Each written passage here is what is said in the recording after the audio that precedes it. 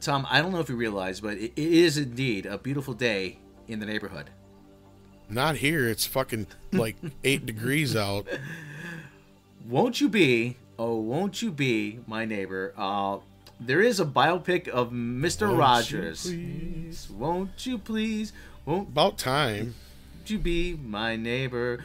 There's like I said, there's a biopic of Mr. Rogers in the works, and they've got the one guy who could probably turn it off to play Fred Rogers. Yeah. Tom Hanks, who seems to be in just about everything now. He's Disney, he's Mr. Rogers. It's because he's everybody's dad. He's everybody's grandpa. You know, he's been an astronaut. He's fought the war. He stormed Omaha Beach. Forrest Gump. He fell in love with a mermaid. He was Forrest Gump. He was. So anyway, Tom Hanks. He's going to be in the biopic of Mr. Rogers titled "You Are My Friend." Why isn't it? I don't like that. Why isn't it called "Won't You Be My Neighbor"? I was just gonna fucking say that. That is, what the hell are they thinking? Well, you never know. You never know. It might undergo a title change, sure, but it's at some point. But Variety gave us this story. TriStar Pictures has landed worldwide distribution rights to the Mr. Rogers biopic "You Are My Friend," with Tom Hanks attached to play the iconic TV personality. Diary of a Teenage Girl director Marielle Heller is helming the pick from a script by Micah Fitzerman Blue and Noah Harpster. Heller said, "I'm thrilled to be making You Are My Friend. The script knocked me out with its message of kindness and its exploration of the human spirit." And she goes on to say, "As a mother, I am so inspired by teachings of Fred Rogers, and as a human, I am awestruck of his life's work. I can't wait to bring his story to the public and be part of such a thoughtful, smart group of people who are coming together to make this film, which truly feels, to me, like an antidote for our very fractured culture." Now, let me tell you something. I think we really do need a guy like Mr. Rogers nowadays. Well, public television has went to shit since he's been gone. Oh, yeah. I mean, everybody needs to go and watch his testimony before Congress in 1969.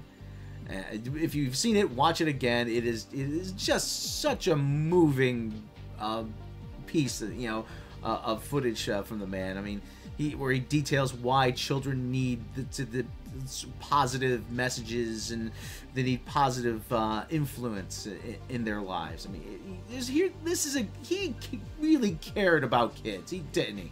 Right. And not just that, the importance of public television at the time, because especially then, a lot of inner city kids and stuff like that, this was about all they had access to as far as television was the major networks, and that was it. I was just going to say, and it's ironic you brought up that speech, I got to wonder the casting, unless they're going to have another actor play him young, or they're going to young down Hanks here and there for certain spots, because obviously, unless it's going to be completely about his older years, that speech has got to be in the fucking movie. I'm hoping it is too. I mean, pardon my French because I'm talking about Mr. Rogers. Sorry, there is something blasphemous about saying the F word when you talk about Mr. Rogers, isn't it? I know. I just felt so bad. I was like, oh my god, But no, I can't see the movie without that scene. Yes, I mean, like I said, we definitely need more advocates for public television. And hopefully, maybe this will have a resurgence of interest in public television, and how it could be a positive outlet for. Part of it's the programming, though, too. At the same time, the programming's very dry, but at the same time, where else are you going to see something like just off the top? It's just not to the degree it was when we were younger, is what I was getting at. But go ahead, Rob. Oh well, but there is stuff that does break through occasionally, though, like Downton Abbey, Sherlock, Life on Mars. Yeah, but a lot of that's not directly what we're talking about here, but I get what you're saying, yeah. No, I mean, but as far as children's television, PBS is not what it used to be. They've got way too much competition. HBO had to come in and basically save Sesame Street's ass, and that's not anything remotely like what it used to be from what I've heard from most, parents of young children now. Mm-hmm. So, regardless, it's one of those things where hopefully somebody comes in like Fred Rogers to really say, hey, look, this is something that's not being utilized that should be, and maybe someday that'll happen. Yeah, hopefully. Well, let us know what you guys think in the comments about you're looking forward to this? You're not looking forward to this? Were you a fan of Mr. Rogers? Did you used to watch Mr. Rogers? Yeah. Were you a fan of Mr. Robinson? Were you a fan of Mr. Robinson? This is how he answered the door of my neighborhood. Who is it? It's a hell of a day in the neighborhood. Hey, a hell of a day for a neighbor. Would you be mine? Could you be mine? All the younger people are like, what the fuck are they talking about? Look up Mr. Robinson's neighborhood.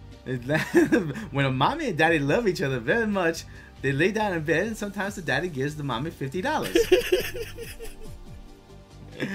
Oh, the other one I learned. I'm upset, children, because I didn't have the money to pay the landlord the rent today because my wife went out and bought a dress. Here's the dress, children. See, I didn't even have to take it off for it to get those footprints on it. Oh, that's a great bit. That would never get through today. No. Oh, brother. Yeah, so, like I said, let us know if you were a fan of Mr. Rogers, if you're a fan of Mr. Robinson, you're a fan of Eddie Murphy. I wonder how many of those are actually on YouTube because NBC is a big bunch of jerks. Yeah. There's quite a few of those are missing from Hulu as well. We noticed, actually, yeah.